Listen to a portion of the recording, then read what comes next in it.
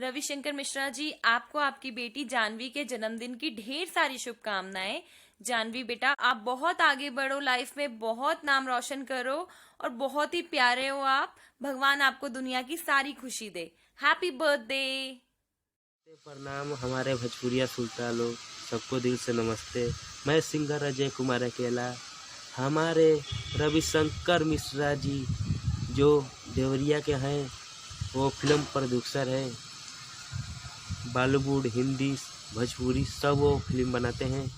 उनका कल बेटी का जन्मदिन है और आप लोग भी अपना दुलार प्यार दीजिए।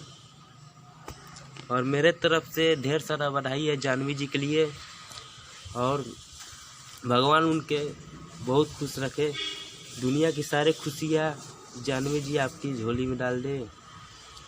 और मेरे गुरु जी रविशंकर मिश्रा जी को दिल से मानता हूँ मैं, और बहुत अच्छे हैं वो। उनका बेटी का कल जन्मदिन है, आप लोग विश ज़रूर कीजिएगा। मैं दिल से उनकी बेटी को विश करता हूँ।